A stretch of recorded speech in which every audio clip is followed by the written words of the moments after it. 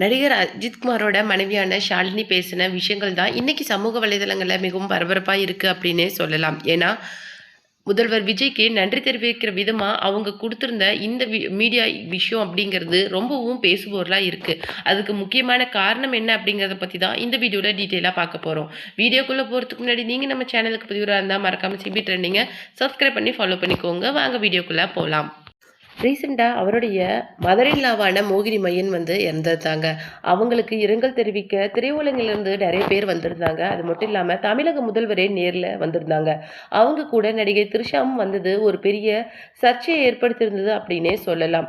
அது மட்டும் இல்லாமல் அவங்க 2 பேரையும் வாசல் வரைக்கும் வழி அனுப்புனாங்க நடிகர் அஜித் மற்றும் நடிகை ஷாலினி. அது மட்டும் இல்லாமல் முதல்வர் விஜய் என்ன செய்திருக்காரு அப்படின்னு சொல்லிட்டு பார்த்தீங்கன்னா, இந்த விஷயங்கள் சிறப்பாக இருக்கணும் அப்படின்னு சொல்லிட்டு தமிழக காவல்துறைக்கு உத்தரவிட்டிருக்காங்க. அதன்படி இறுதி சடங்கு முடிகிற வரைக்கும் மொத்த குடும்பத்துக்குமே பந்தோபஸ்தை கொடுத்துருக்குறாங்க தமிழக காவல்துறை.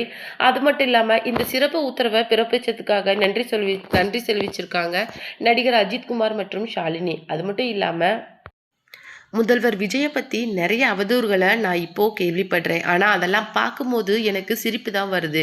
ஏன்னா அந்த அளவுக்கு ஒரு நல்லவரை தான் நீங்கள் இந்த அளவுக்கு இன்றைக்கி பேசிகிட்டு இருக்கீங்க. அது மட்டும் கிடையாது, நீங்கள் என்ன பண்ணினாலுமே அவரை அவருடைய இடத்துல இருந்து கீழே தள்ள முடியாது. ஏன்னா எந்த அளவுக்கு நல்ல மனுஷங்க அப்படின்னு சொல்லிட்டு பார்த்தீங்கன்னா, அவருக்காக இத்தனை நாள் கஷ்டப்பட்ட ரசிகர்களுக்கு திருப்ப ஏதாவது செய்யணும் அப்படின்னு சொல்லிட்டு இன்னைக்கு முதல்வராக அந்த நாற்காலியில் அமர்ந்திருக்காரு. அப்படிப்பட்ட நபரை யாரால என்ன செய்ய முடியும்? எவ்வளவு அவதூறு பேசினாலும் சரி, எவ்வளவு தவறான விஷயங்கள் அவரை பற்றி பரப்பினாலும் சரி, ஆனா அவரை உங்களால எதுவுமே செய்ய முடியாது அப்படிங்கிற மாதிரி நடிகை ஷாலினி சொல்லியிருக்காங்க.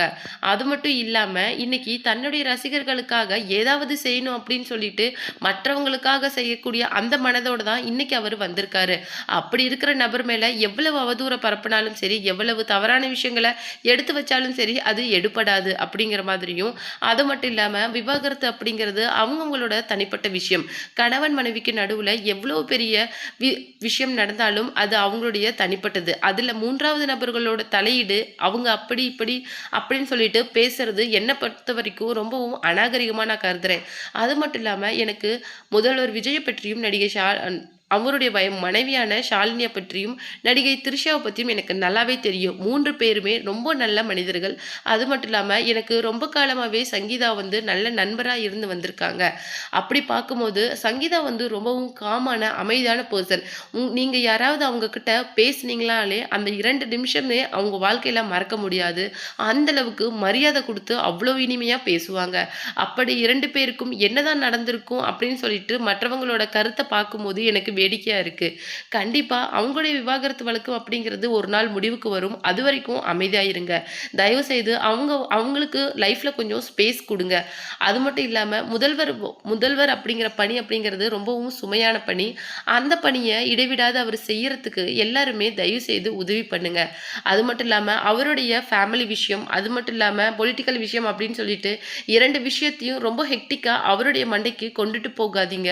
இது ரசிகர்களா உங்களுக்கு நான் கொடுக்குற ஒரு பெரிய அட்வைஸ் அப்படின்னே சொல்லியிருக்காங்க.